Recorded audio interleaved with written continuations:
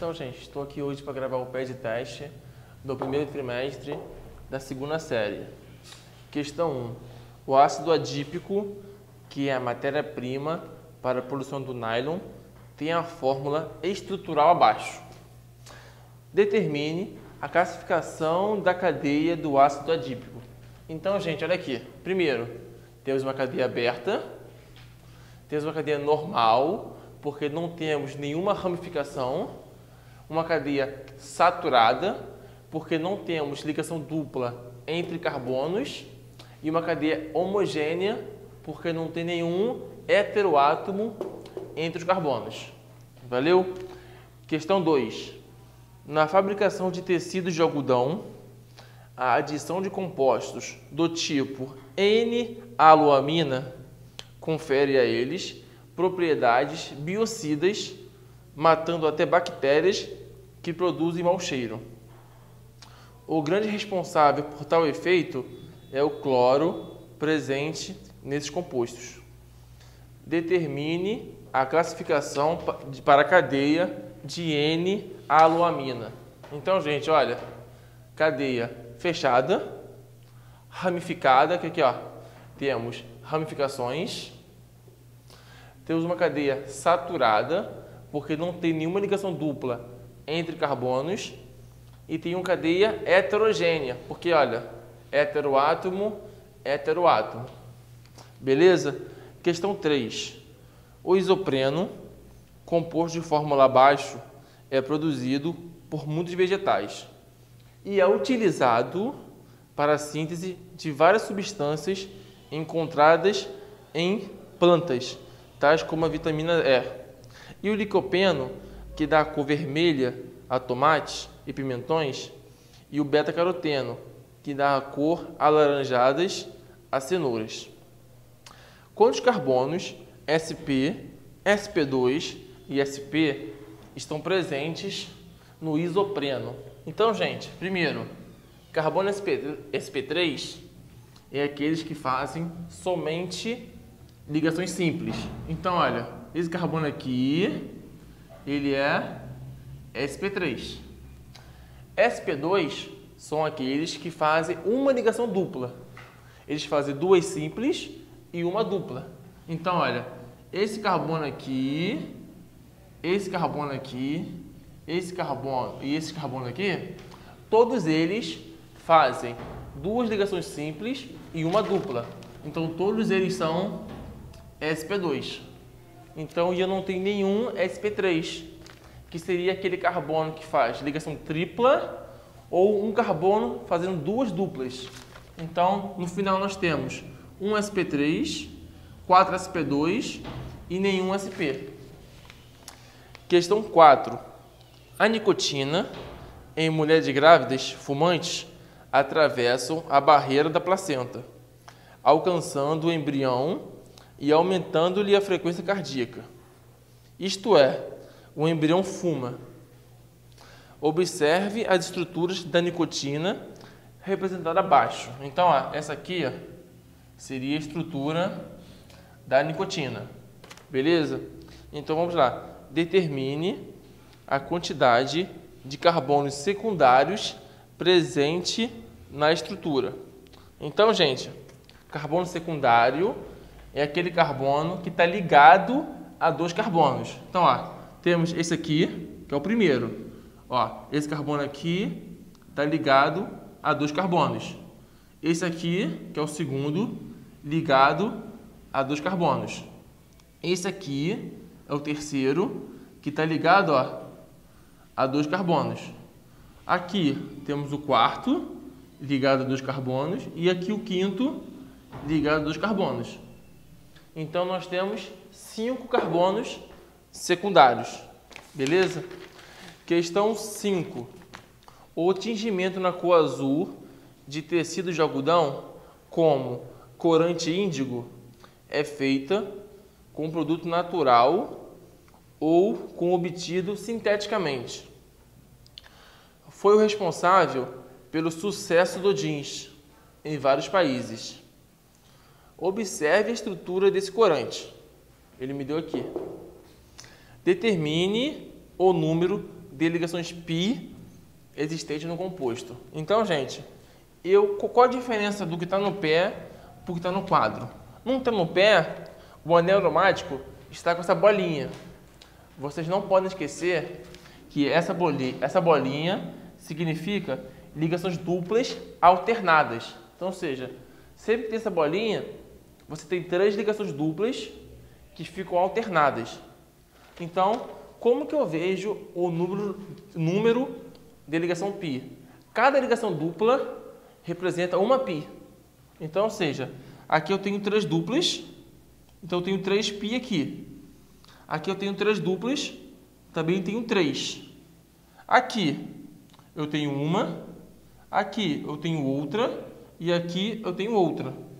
Então eu tenho no total de 9 ligações π. Valeu? Questão 6. Considere o gráfico representativo da curva de solubilidade do ácido bórico em água. Então, gente, vamos lá. Ele me deu o gráfico aí.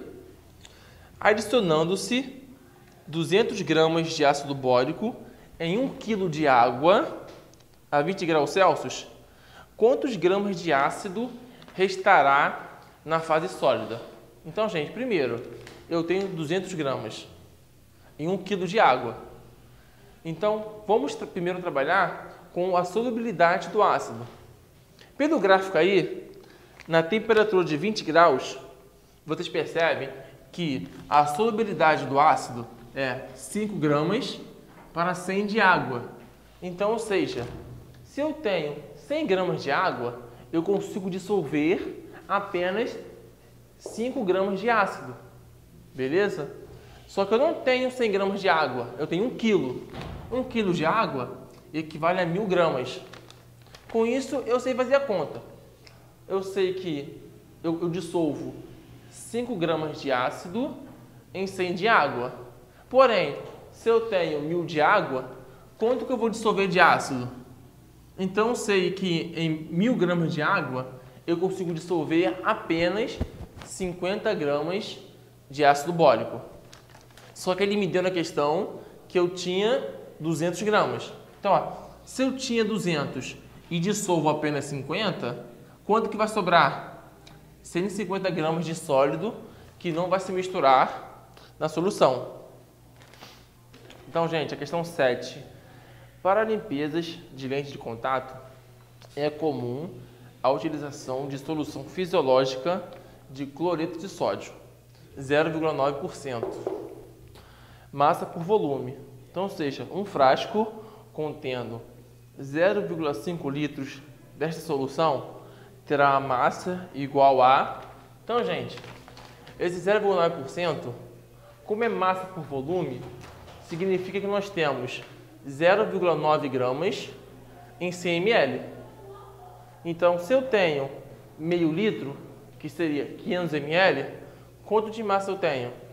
Então, a massa seria 4,5. Beleza? Questão 8. Considere 2 latas do mesmo refrigerante. Uma na versão diet e outra na versão comum. Ambas contêm o mesmo volume, 300 ml, e têm a mesma massa quando vazias. A composição do refrigerante é a mesma em ambas, exceto por uma diferença. A versão comum contém certa quantidade de açúcar, enquanto a versão diet não contém. Pesando-se as 2 latas fechadas, foram obtidos o seguinte resultado. Então, olha, nós temos a massa do comum e a massa do diet. Por esses dados, qual a concentração de açúcar no refrigerante comum? Então, gente, qual a massa de açúcar que eu tenho?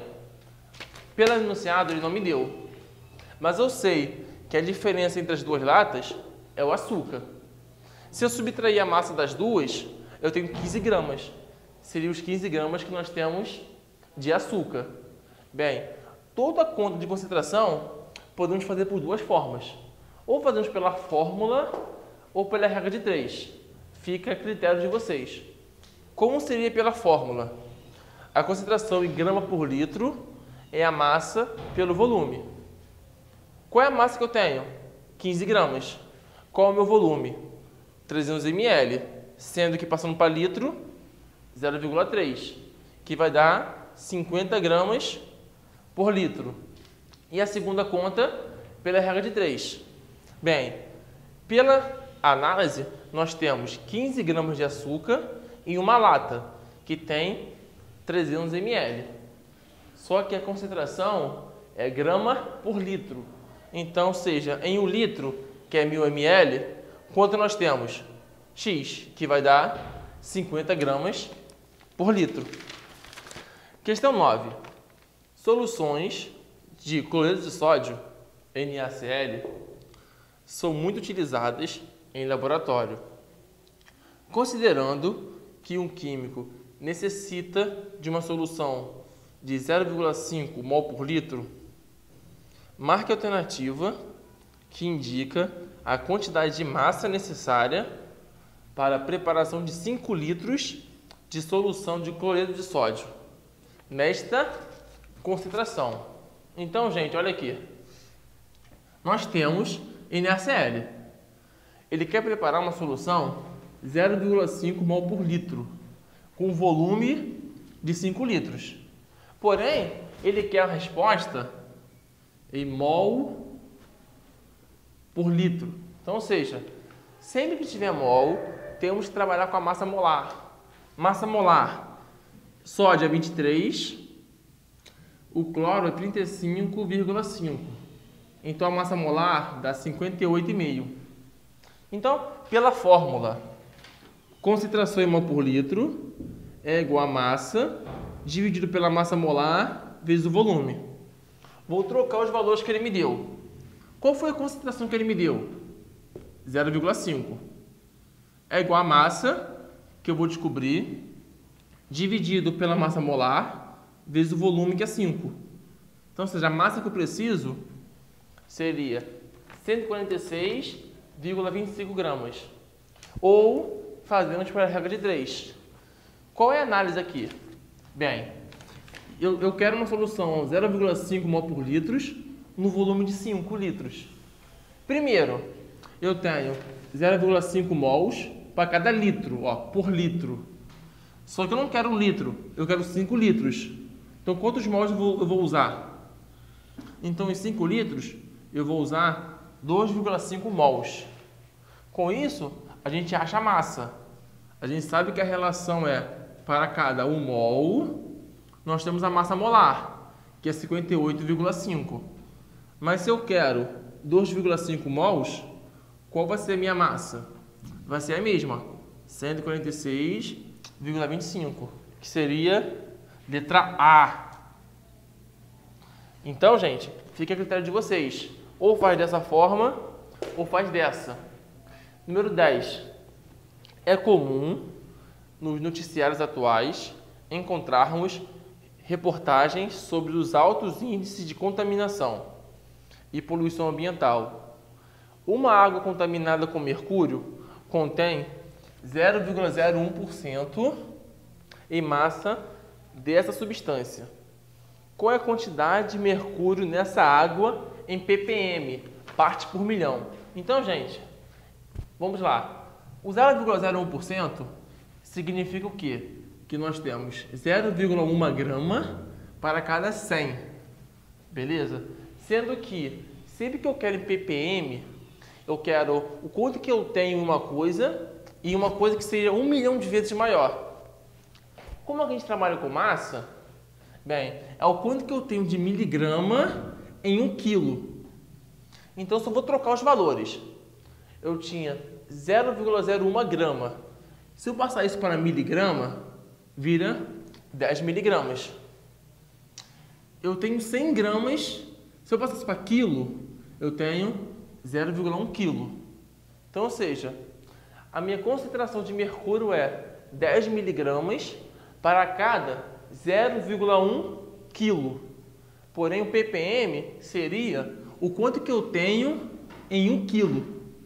Então, seria o X, que daria 100 ppm, que seria 100 miligramas para cada quilo. Beleza? Valeu, gente!